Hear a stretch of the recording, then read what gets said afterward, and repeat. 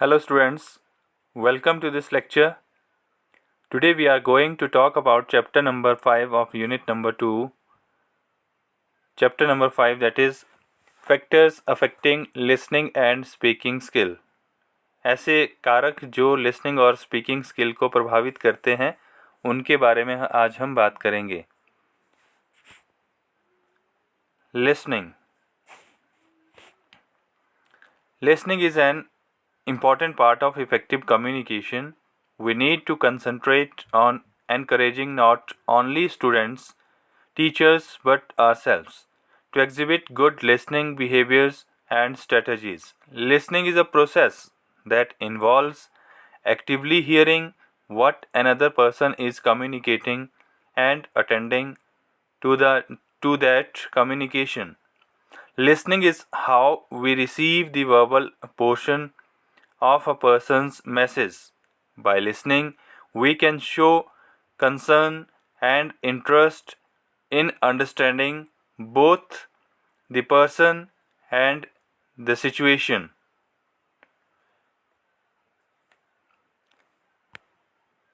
Listening can be affected by many reasons. There are many factors of affecting listening skills. Personal bias, environmental factors, a short attention span, rehearsing, a response, daydreaming, hot words, through the use of filtering. Personal bias. Bias can take on many forms. Personal prejudice can affect how well we listen and how we perceive what the speaker is saying.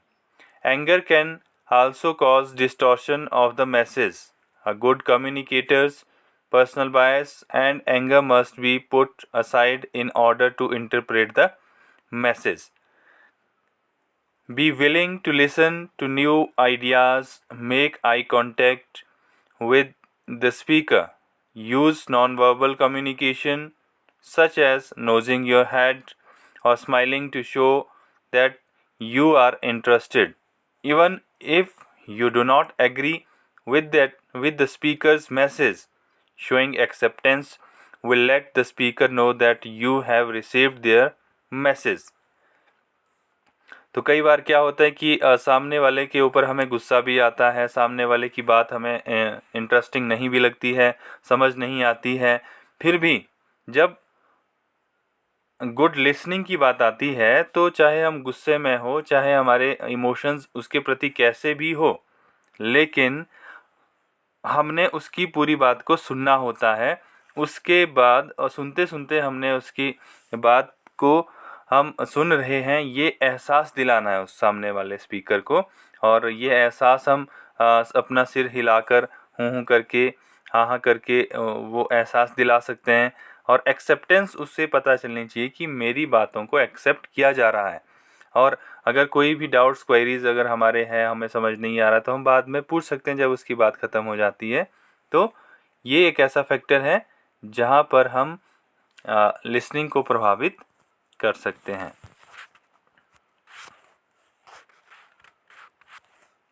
Environmental factors. As you all know that environment is a most important factor that affects speaking and listening skill. Environmental factors such as noise, temperature, and uncomfortable seating can cause us to focus our attention on other factors beside what the speaker is saying. कई बार क्या होता है कि अगर अतिरिक्त शोर आ रहा है जहाँ पर हम कुछ सुन रहे हैं और सुनने के अलावा जो हम पर्पसफुल हमारी लिसनिंग हो रही है उसमें अगर कोई बाधा उत्पन्न हो जाती किसी शोर की वजह से, अगर टेम्परेचर ठीक नहीं है, क्लाइमेट अच्छा नहीं है, अनकम्फर्टेबल सीटिंग अरेंजमेंट है, मतलब बैठने के लिए अच्छी सुविधा नहीं है, तो हम वो प्रॉब्लम को लेके वो डिस्ट्रैक्ट हो जाते हैं और स्पीकर की तरफ हमारा जो अटेंशन है वो उतना नहीं रह पाता है. तो लिसनिंग हमारी पर्पसफुल फिर वहाँ पर नहीं होती है. Try to control environment factors whenever possible. तो ये जो वातावरण के कारक होते हैं इन्हें हमेशा हमें कंट्रोल करना चाहिए कि ये हमारी फेवर में रहे. Try adjusting the thermostat, finding another seat, or moving to a quiet place to continue the conversation. It is hard to focus attention when we are constantly distracted by outside forces. तो हमें क्या करना चाहिए कि शोर वाली जगह से दूर जाना चाहिए. टेम्परेचर जहाँ पर अच्छा हो, जहाँ पर बैठने की अच्छी सुविधा हो, बैठने के लिए आरामदायक फर्नीचर हो, आरामदायक जगह हो, तो ऐसी जगह पर अगर हम बैठेंगे जहाँ पर शांति हो, बैठने की अच्छी सुविधा हो, क्लाइमेट अच्छा हो, वहाँ का तापमान अच्छा हो, तो ऐसी सिचुएशन में फिर हमारी जो लिसनिंग है वो बहुत ही अच्छी हो सकती है. फिर हम डिस्ट्रैक्ट नहीं होंगे अदर फोर्सेस की वजह से. एक है short attention span. As we receive a message we must attend to it or we will lose it. Some people have trouble remembering points to discuss when the speaker is talking. Try taking notes as the speaker talks or use a cue to help you remember what you were going to say. तो क्या होता है कि हमें अगर कोई एक छोटे समय में समझ नहीं पाता है, वो भूल जाता है कि सामने वाले ने क्या कहा. तो कई बार होता है कि अगर लंबी बातचीत चलती है तो हम भूल जाते हैं कि सामने वाले ने कितनी बातें कही. तो जो जो इम्पोर्टेंट चीज़ें हैं उन्हें हम नोट कर सकते हैं अगर कोई शॉर्ट अटेंशन वाला है. If you find your attention wandering, concentrate on what the speaker is saying and rehearse how you will answer or what you are going to say to keep in your mind on the task at hand. Ask questions to clarify and to become involved in the conversation. Concentration helps you receive accurate information and indicate that you are interested in what speaker is saying. तो हमारा जो concentration है वो speaker की तरफ होना चाहिए ताकि उसे लगे कि हम उसकी तरफ, उसकी बातों में इंटरेस्टेड हैं, हम अच्छा महसूस कर रहे हैं. और कंसंट्रेशन की वजह से हम एक्टिव रिस्पॉन्डिंग भी कर सकते हैं. उसने क्या कहा उसके प्रति हम जो भी रिस्पॉन्सेज होते हैं वो अच्छी तरह से दे सकते हैं. तो शॉर्ट अटेंशन स्पैन ये हमारा पॉइंट था. तो ये पिक्चर के माध्यम से भी आप इसको समझ सकते हैं. Rehearsing a response. Many times we catch the drift of what the speaker is saying. मतलब कि कई बार हमें पता लग जाता है कि सामने वाले के कहने का अभिप्राय क्या है. We begin to rehearse a response. हम फिर अपना एक रिस्पॉन्स देने के लिए वो रिहर्सल करना शुरू कर देते हैं. Thereby missing parts of the message. Other times we may be anticipating our turn to speak and will spend time mentally or physically reviewing notes and will miss what the speaker he said. तो कई बार क्या होता है कि हम एक बात पकड़ लेते हैं स्पीकर की कि वो क्या कह रहा है, हमने उसे क्या रिस्पांस देना है. हम उस रिस्पांस के रिहर्सल करने लग जाते हैं. जैसे क्लास में भी बच्चे को पता होता है कि कई बार कि टीचर क्या क्वेश्चन पूछना चाहता है, टीचर जो प्रश्न पूछना चाहता है वो उसकी तैयारी में लग जाते हैं, उसे रिमेंबर करने लग जाते हैं कि मैं कैसे इसका अच्छा आंसर दूंगा. तो ऐसी परिस्थिति में कई बार क्या होता है कि हम टीचर जो अन्य बातें बता रहा होता है कि उनको स्किप कर जाते हैं. बेशक वो रिहर्सल कर रहे हैं अपने रिस्पॉन्स के लिए, ठीक है, लेकिन जो टीचर कुछ और बोल रहा है और बातें वो ऐड कर रहा है वो चीज़ें हम कई बार स्किप कर देते हैं. Daydreaming.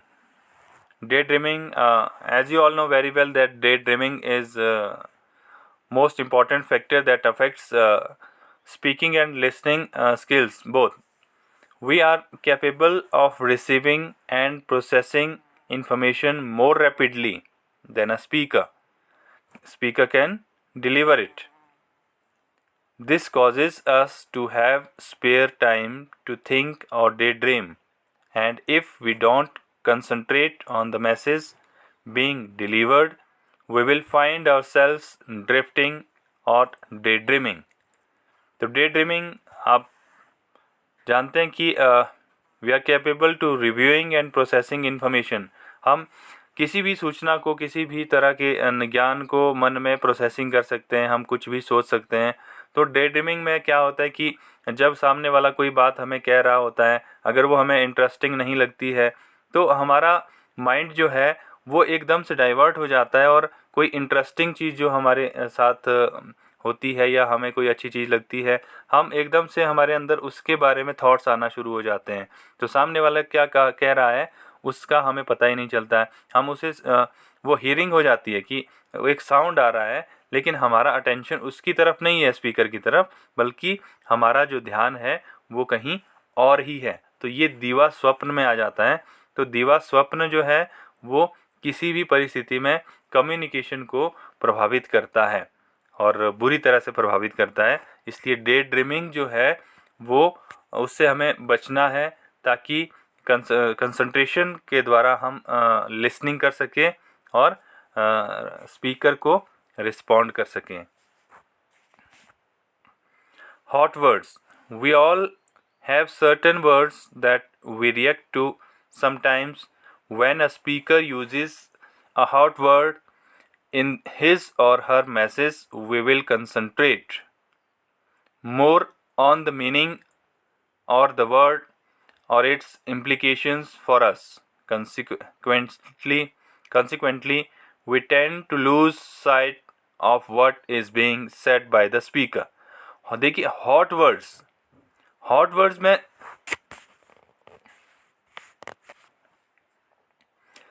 इसमें ऐसे वर्ड्स आते हैं जो किसी सेंटेंस को पूरा कर देते हैं या किसी सेंटेंस को समझने में जिनसे मदद मिलती है. कई बार हम सभी जो भी बोलते हैं उसमें सभी शब्दों के ऊपर हमारा एक समान स्ट्रेस नहीं होता है. कुछ ऐसे शब्द होते हैं जिससे पूरा मैसेज क्लियर हो जाता है. उन शब्दों की वजह से उस मैसेज को समझने में सहायता मिलती है. तो वो शब्द जो है वो हॉट वर्ड्स कहलाते हैं. तो कई बार हम आम बोलचाल की भाषा में भी किसी दूसरे का ध्यान आकर्षित करने के लिए, क्लासरूम में स्टूडेंट्स के अटेंशन को कायम रखने के लिए हम कुछ ऐसे वर्ड्स का इस्तेमाल करते हैं जिससे ये पॉसिबल हो जाता है. तो वो वर्ड्स हॉट वर्ड्स कहलाते हैं. Its implication for us. Consequently, we tend to lose sight of what is being said by the speaker. तो कई बार क्या होता है कि हम स्पीकर क्या बोल रहा है हम भूल जाते हैं. स्पीकर एक लंबी डिस्कशन कर रहा है तो हम कई चीज़ें स्किप कर जाते हैं. तो ऐसी परिस्थिति में जो स्पीकर है वो क्या करता है कि अपने बीच बीच में वो बड़े स्ट्रेस से किन्हीं शब्दों को बोलता है ताकि उनको समझ आ सके जिनका ध्यान भटक रहा है. तो वही शब्द जो मेनली स्पीचेस में फोकस्ड होते हैं या स्ट्रेस जिनके ऊपर बहुत अधिक दिया जाता है वो हॉट वर्ड्स कहलाते हैं. Filtering. Many times we will be asked to attend a seminar where we exhibit little or no interest in the topic. तो कई बार हमें सेमिनार अटेंड करने के लिए बोला जाता है जहाँ पर हम या तो कम इंटरेस्ट हमारा होता है या फिर no interest in the topic नहीं होता है. As listeners we tend to listen. हमें सुनना होता है to get an overview of what is going to be presented and then simply tune out the rest of message.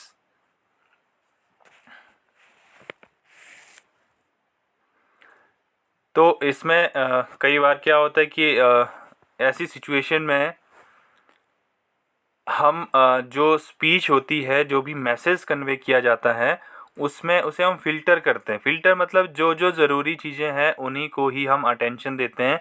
बाकी चीज़ें जिनमें हमारा इंटरेस्ट नहीं है उनको हम स्किप कर देते हैं. सिर्फ ज़रूरी चीज़ों के ऊपर हम यहाँ पर फोकस करते हैं. तो वो फ़िल्टरिंग हो जाता है. Speaking. Now next is speaking skill. What is the factor that affecting the speaking skills? First is listening comprehension, understanding English pronunciation, then grammatical accuracy, accent neutralization, vocabulary, English fluency, speak with enthusiasm, self confidence to being a great English teacher, the length of answers, organization, ideas. So now, factors affecting listening skill. First one is listening comprehension. Listening comprehension is a very basic skill one must have in order to be a good English speaker. Why? One of the most common and critical mistakes non-native speakers of English make is focusing their time and effort in improving their English speaking skills without first assessing and practicing their English listening comprehension skills. A lot of them actually know grammar rules pretty well and can construct even complex sentences surprisingly just when you thought they can communicate well in English. They suddenly come to a halt when asked questions. Some non native speakers can understand the questions because of speaker's accent. For example, in case of an Australian or a British speaker, they would often ask the speaker to repeat the question several times or request the speaker to speak more slowly before they finally understand the question. Some, on the other hand, answer the questions impressively with not many mistakes in grammar and pronunciation, good explanations and examples, just to find out in the end that he or she misunderstood the question and therefore gave an inappropriate answer.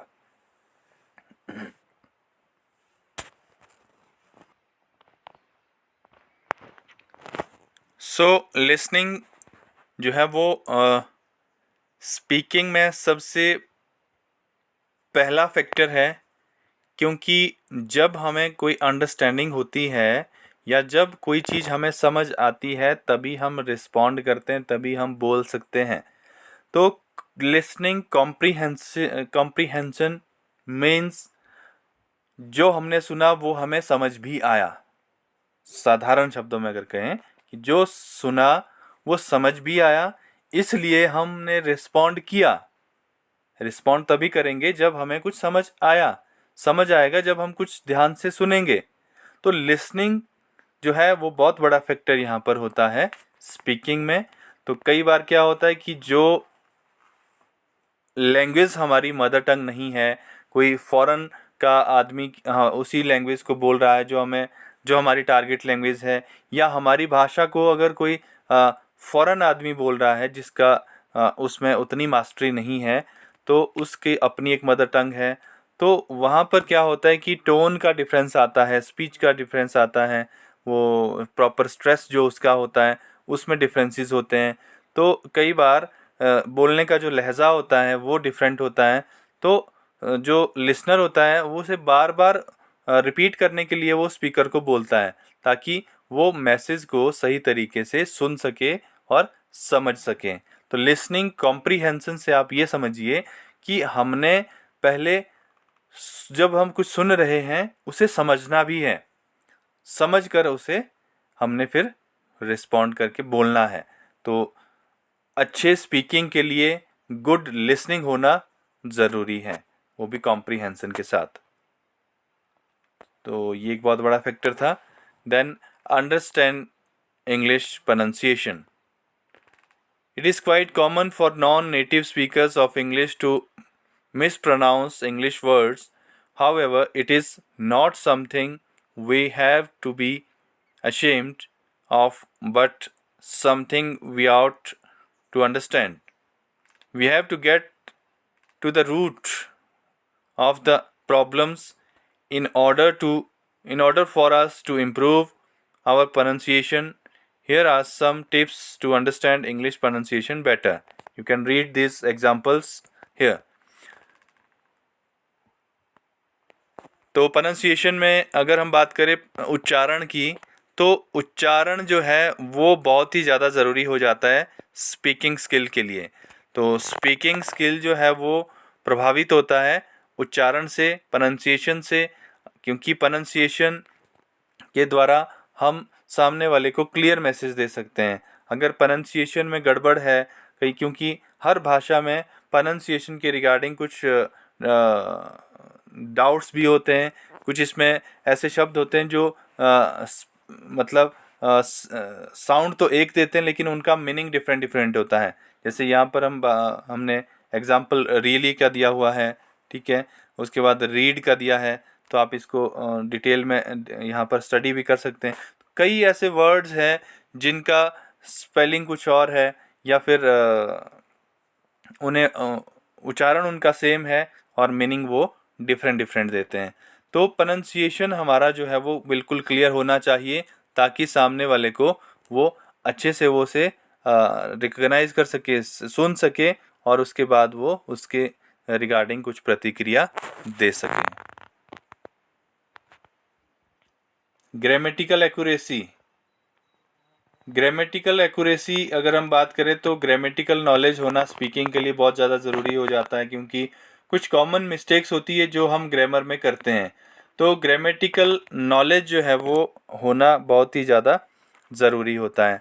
Grammatical knowledge हमारे जो conversation होती है, जो speaking skill है, उसको बहुत ही ज़्यादा प्रभावित करता है, क्योंकि ग्रामेटिकल रूल्स जो होते हैं उनका हमें पालन करना होता है जब हम भाषा का प्रयोग करते हैं. भाषा में ग्रामर का जो रोल है आप सभी बेहतर तरीके से जानते हैं. साधारण शब्दों में कहें तो ग्रामेटिकल एक्यूरेसी जो है वो स्पीकिंग स्किल को प्रभावित करती है. अगर ग्रामेटिकल एक्यूरेसी नहीं है तो हम अच्छे स्पीकर नहीं बन सकते हैं. अच्छे स्पीकर तभी बनेंगे when we are master in grammar.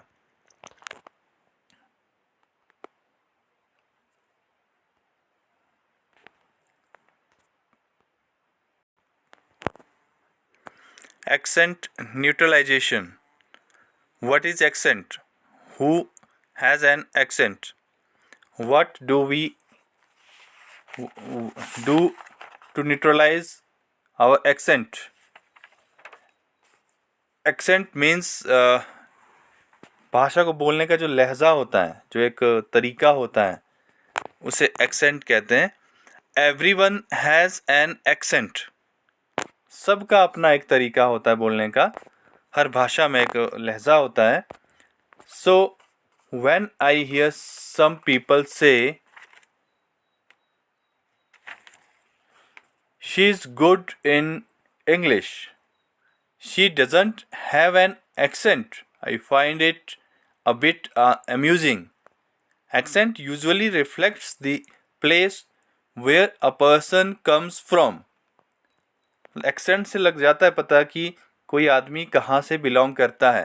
जैसे हमारे हिमाचल में कई तरह की बोलियाँ हैं.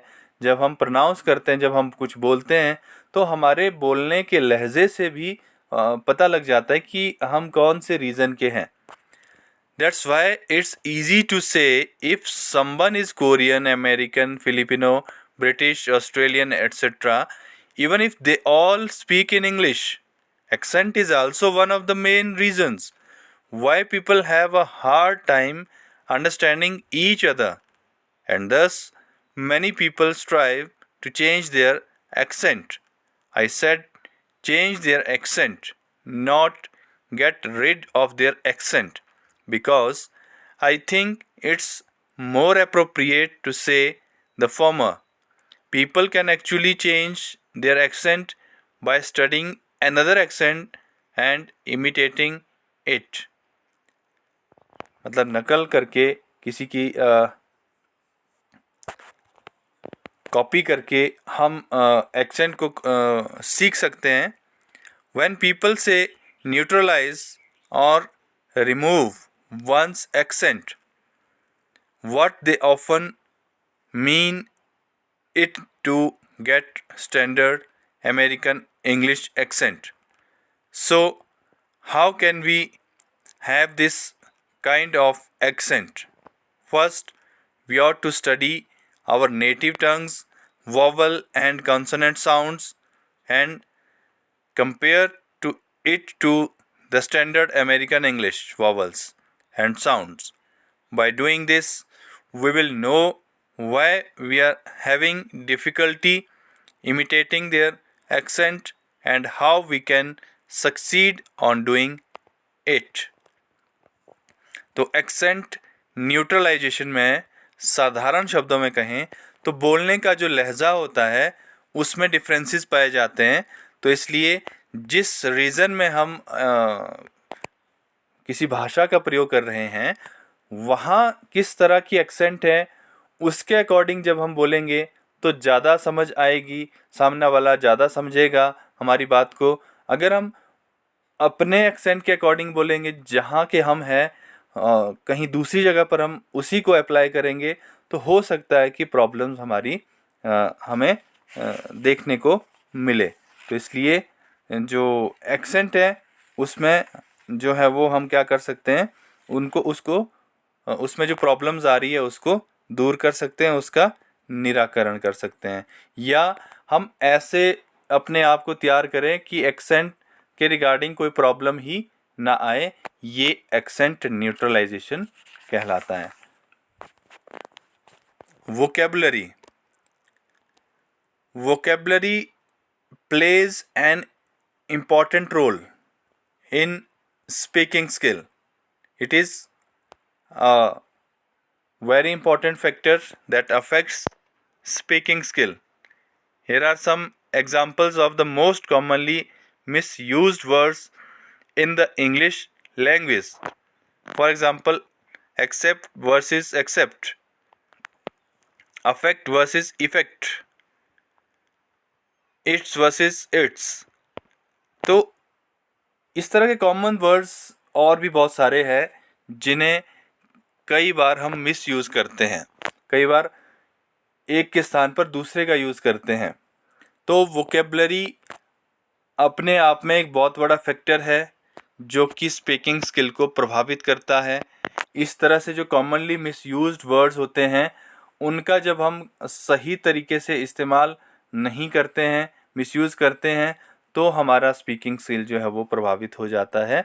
हमारा जो पर्पज़ होता है मैसेज कन्वे करने का वो हम हासिल नहीं कर पाते हैं, बल्कि उसमें मिसअंडरस्टैंडिंग भी बढ़ती है या जो मैसेज है उसे गलत तरीके से समझा जा सकता है. English fluency means being able to use the language with ease. How can we assess our English fluency then? Below are questions that we ought to ask ourselves to gauge our English fluency. Do I pause a lot when I speak? क्या proper pausing हम देते हैं? English fluency की अगर बात करें तो एक आदमी फ्लुएंट होना चाहिए. उसकी फ्लुएंसी जो है वो स्पीकिंग स्किल को प्रभावित करती है. अगर एक आदमी नॉन स्टॉप बोलता जा रहा है, वो बिल्कुल भी रुक नहीं रहा है, ठीक है, तभी मैंने ये क्वेश्चन लिखा है कि do I pause a lot when I speak, कि मैं बहुत ज़्यादा तो नहीं रुकता हूँ कि बीच में बहुत लंबा पॉज दे दिया उसके बाद आराम से कुछ बोला. तो वो भी बिल्कुल आप आइडिया लगा सकते हैं कि वो ज़्यादा सही नहीं है कि हम बहुत रुक रुक कर बोलते हैं, बहुत ज़्यादा गैप दे के बोलते हैं. डू आई से many times because I can't remember the right words that would be suitable for my sentences. Do I often say you know to replace the phrases I can't remember or explain myself? तो इस तरह के के शब्द हम ज़्यादा use करते हैं कि नहीं करते हैं। यू नो वर्ड देखा होगा आपने कि बहुत ज़्यादातर इसको यूज़ किया जाता है। Do I speak so slowly, क्या मैं बहुत धीरे से बोलता हूँ? Because I am too careful not to make mistakes in my sentences that my listeners already tend to look drowsy. Do I make the pronunciation of certain words indistinguishable intentionally because I am not sure how those words should be pronounced?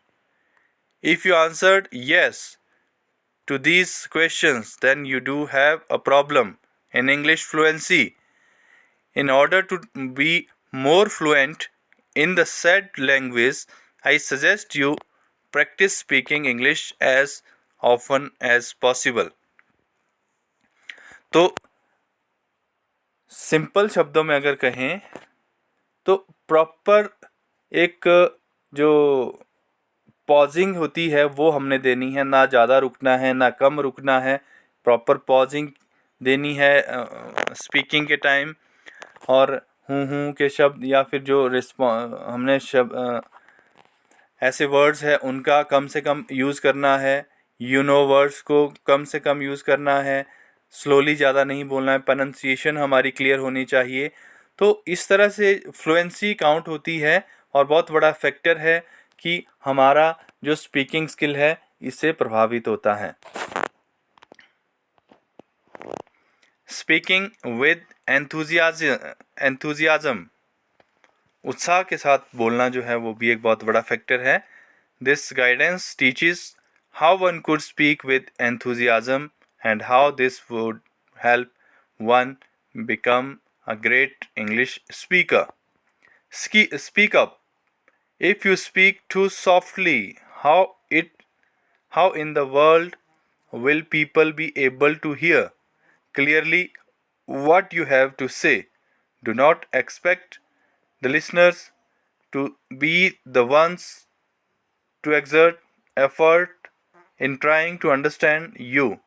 If you are the one who wants to convey a message, be a singer, listen to songs. A good song has soft and loud parts, slow and fast parts. The changes in the volume and the rhythm makes the tune catchy, nice to listen to, and even easy to remember at times. Feel it. We should feel whatever we are saying and listening. So, speak with enthusiasm is very necessary here for good speaking. अगर हम उत्साह के साथ कुछ भी काम speaking का करेंगे, कुछ सुनेंगे, बोलेंगे, महसूस करेंगे, तो हमारा जो स्पीकिंग स्किल है वो बेहतर बन सकता है। तो ये भी एक बहुत बड़ा फैक्टर है कि एंथुजियाज्म हमारे पास है, उत्साह हमारे पास अगर